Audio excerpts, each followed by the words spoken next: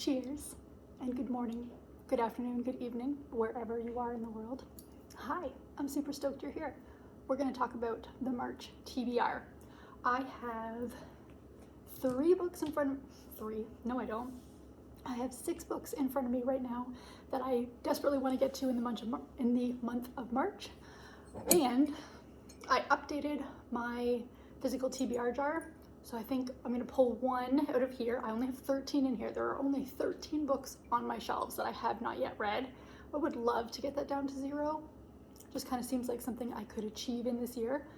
We'll see how it goes. There is one book that's not true. There are 3 books that are not in here, but that is the final John Gwynne series that I have to get through. I didn't put these in here because I'm not in the mood for those right now, but I will absolutely be getting to them before the end of the year. So let's talk about what's coming to my reading in March. We'll begin with some arcs. I have 2 arcs that come out in March. I am admittedly not good at reading my arcs before the publication date, but these are 2 that are coming out in March, and so I'm going to at least try to get them before the month is up. This one I'm not going to get to in time. It comes out March 3rd apparently, and that is A Far-Flung Life by M.L. Stedman. This is an Australian writer, I believe. And it's a generational family saga. I believe something happens that kind of changes the trajectory of a family's story and their lives, and it goes from there. Seems to be kind of a pretty classic generational story timeline where something happens and everything kind of goes awry. So I've got that sitting on my TBR. The other book I have that comes out in March is Hooked by Asako Yazuki, and this author wrote Butter, which I have not yet read. I've heard very mixed things about Butter. It is still a book that I would like to get to at some point, but Hooked I have an arc of, and I would like to get to it. Like I said, this doesn't come out till the 26th, so I definitely have some time to get to this, and will hopefully be able to find the time. It's pretty big font, so it shouldn't be the hardest book to get through, but that is definitely on the radar.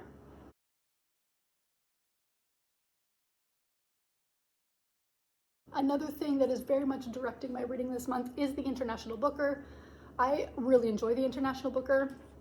I'm in the process of reading one of their books now. So the 3 that I hope to get to in March: Taiwan Travelogue by Yang Shuangzi, translated by Lim King. I don't know much about what these books are about.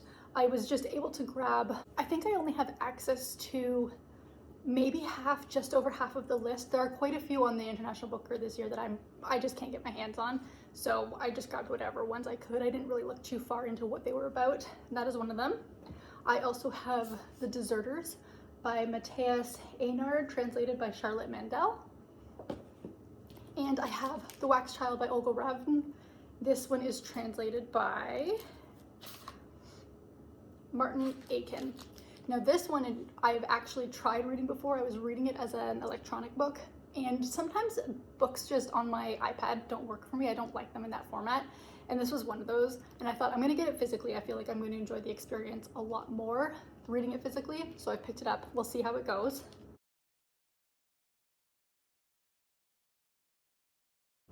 Another prize book that I am currently reading is Foe by Ian Reid. Foe has been nominated for the Canada Reads Awards. Again, Canada Reads is a prize that I thoroughly enjoy following, but I was only able to get 3 of the 5 books. I believe there are 2 on the list that I couldn't get my hands on, and Foe was one of the ones that I could. This one sounds really intriguing. So I guess there's these twins. It's a new future, or near future, and this group of people shows up to take one of the twins away. Turns out he has to go somewhere, but she's told she'll never be alone. So it sounds kind of dystopic, kind of creepy. I'm not really sure exactly how it's going to go, but Ian Reid's writing kind of tends to go in that direction. A little bit creepy, a little bit unsettling. You're not totally sure what's going on, and that's what I'm going to expect from this book.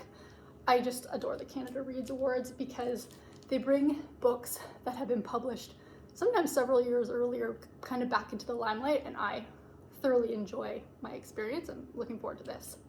So the final book that I'm going to put for sure on my TBR, my assumption is that I will read more than this. I do typically read more than 6 books in a month, but let's see what fate has in store for me, and hope it's a good one. Oh, okay.